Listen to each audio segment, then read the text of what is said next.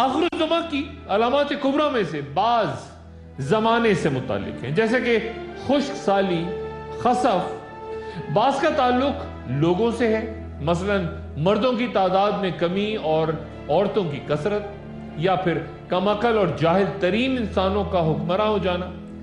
بعض کا تعلق انسانی اخلاق سے ہے، یعنی لونڈی کا اپنی مالکن کو جنم دینا یا زنا کا عام ہو جانا۔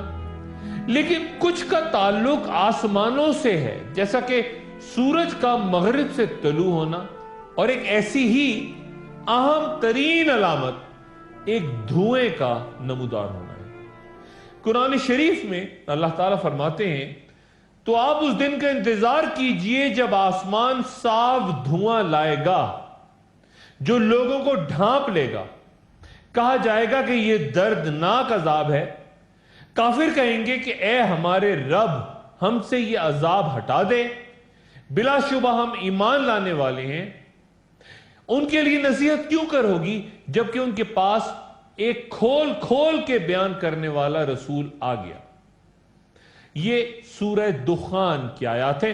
دخان کا مطلب ہی دھواں ہے، یعنی دھوئیں کے لفظ پہ قرآن شریف میں ایک مکمل صورت ہے۔ روایت ہے کہ یہ دھواں تمام زمین کو اپنی لپیٹ میں لے لے گا، جس سے مسلمانوں کو صرف گھٹن، نزلہ یا زکام کی کیفیت ہوگی، جبکہ کفار کے لیے یہ انتہائی تکلیف دہ ہوگا۔ علماء کے نزدیک صدیوں سے یہ بحث جاری ہے کہ سورہ دخان میں جس دھوئیں کا ذکر ہوا، کیا وہ علامات قیامت سے متعلق ہے، علامات کبریٰ میں سے ایک ہے، یا پھر وہ واقعہ ہے کہ جب قریش مکہ کا ظلم ایک حد سے زیادہ بڑھ گیا تھا تو رسول اللہ صلی اللہ علیہ وآلہ وسلم نے اللہ تعالیٰ سے دعا فرمائی تھی کہ یا اللہ ایک قحط بھیج کے میری مدد فرما کے، تاکہ شاید اس طرح یہ لوگ خوف اور مصیبت کی وجہ سے تجھ پہ ایمان لے آئیں، تجھے یاد کریں۔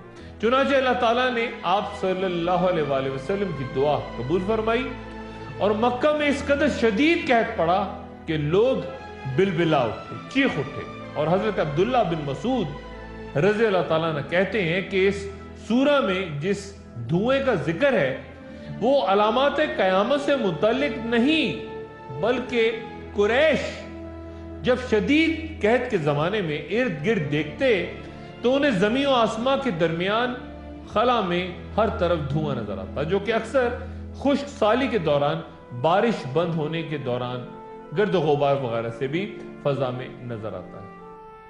جبکہ کئی صحابہ اسے قیامت سے قبل رونما ہونے والی اہم علامت سمجھتے ہیں ان آیات کو، اور ان کے دلوں میں اس کا خوف بھی موجود تھا، جیسا کہ ایک روایت کے مطابق حضرت عبداللہ ابن ابی ملیکہ رضی اللہ تعالیٰ عنہ فرماتے ہیں کہ ایک روز وہ حضرت ابن عباس رضی اللہ تعالیٰ عنہ کے پاس گئے تو انہوں نے کہا کہ آج مجھے رات بھر نیند نہیں آئی حتیٰ کہ صبح ہو گئی۔ تو میں نے پوچھا کہ کیا وجہ ہوئی؟ تو حضرت ابن عباس رضی اللہ تعالیٰ عنہ نے فرمایا کہ لوگوں نے بتایا کہ آج رات ایک دمدار ستارہ طلوع ہوگا، تو میں خوف زدہ ہو گیا کہ کہیں دھواں نہ چھوڑ دیا گیا ہو، اور میں سو نہیں سکا حتیٰ کہ صبح ہو گئی۔ بعض محققین کا خیال ہے کہ قیامت سے پہلے دھوئیں سے مراد شدید قسم کی مختلف گیسوں کا اخراج ہے، جو کہ اس دور کے مختلف ہتھیاروں یا کارخانوں وغیرہ میں استعمال کی جا رہی ہوگی۔ ایٹمی اسلحے کی بے پناہ دوڑ اور ماحولیاتی آلودگی، کلائمیٹ چینج، جس نے پوری زمین کو گھیر کے رکھ لیا ہے، اس سے کوئی بھی شخص یہ سمجھنے میں دیر نہیں لگا سکتا کہ اس دنیا کی بقا شدید خطروں کی زد میں ہے۔ گزری چند دہائیوں کے دوران ہولناک حادثوں پہ نظر ڈالیں تو ایک لرزش سی طاری ہو جاتی ہے۔ 1945 میں جاپانی شہروں ہیروشیما اور ناگاساکی پہ تب قیامت ٹوٹ پڑی جب ایٹم بموں کے دھماکوں سے شہر کے شہر روئی کے گالوں کی طرح اڑ گئے۔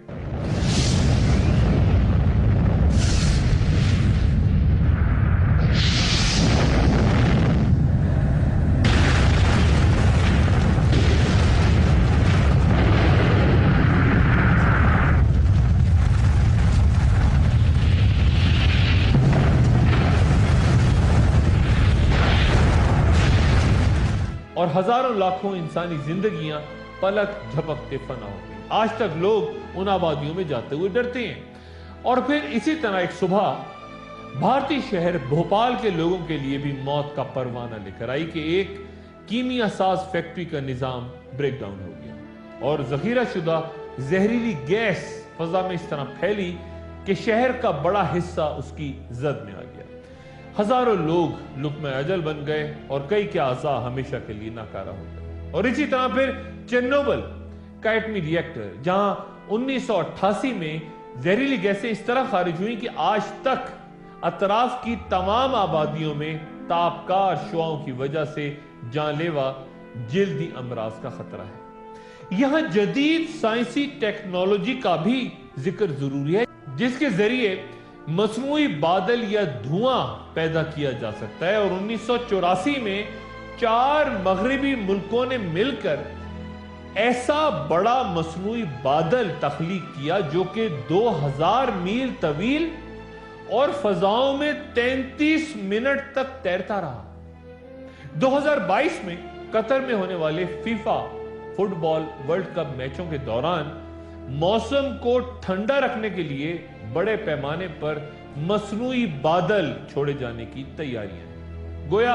जहां एक तरफ हम इस धुएं को आखिरुज़्ज़मा की अलामात कुबरा में से एक तस्वुर करते हैं, वहां यह भी जहन में रखना चाहिए कि जदीद साइंस या वो टेक्नोलॉजी जो बड़ी दज्जाली रियासत की अलामत भी, जिसे कुछ लोग कहते हैं, अब धुएं और बादल बनाने पर भी मुकम्मल तौर पे गालिब आ चुकी है। कई साल से हम देख रहे हैं उन तैयारों को जो धुआं छोड़ते हैं आसमान पे परवाज के दौरान, और फिर वो धुआं देर तक आसमान पर रंगदार बादलों की सूरत मौजूद रहता है।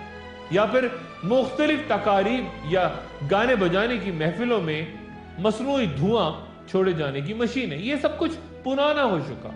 क्लाउड सीडिंग या आर्टिफिशियल प्रेसिपिटेशन वो तरीका है जिससे अब मसनूई बारिश भी बरसाई जा सकती है। और कुछ अर्से पहले कराची में ऐसा करने के मंसूबे भी पेश किए गए थे।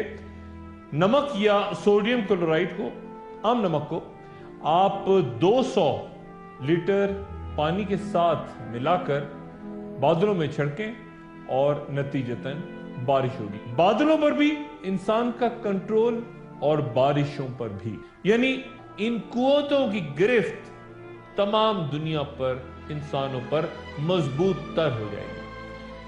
हजरत हुज़ैफा रज़ियल्लाहु ताला अन्हु से रवायत है कि एक रोज हम क़यामत के बारे में गुफ्तगू कर रहे थे तो रसूल अल्लाह सल्लल्लाहु अलैहि वसल्लम तशरीफ लाए और उन्होंने पूछा कि तुम क्या गुफ्तगू कर रहे थे। तो हमने अर्ज की कि या रसूल अल्लाह, हम क़यामत का जिक्र कर रहे थे। तो आप सल्लल्लाहु अलैहि वसल्लम ने फरमाया कि वो हरगिज कायम ना होगी जब तक तुम 10 निशानियां ना देख लो, जिनमें आप सल्लल्लाहु अलैहि वसल्लम ने दज्जाल और फिर धुएं का जिक्र किया। धुआं, दज्जाल, आर्मागेडन और चिंगार या चीख, अलामात कुबरा, बड़ी निशानियां।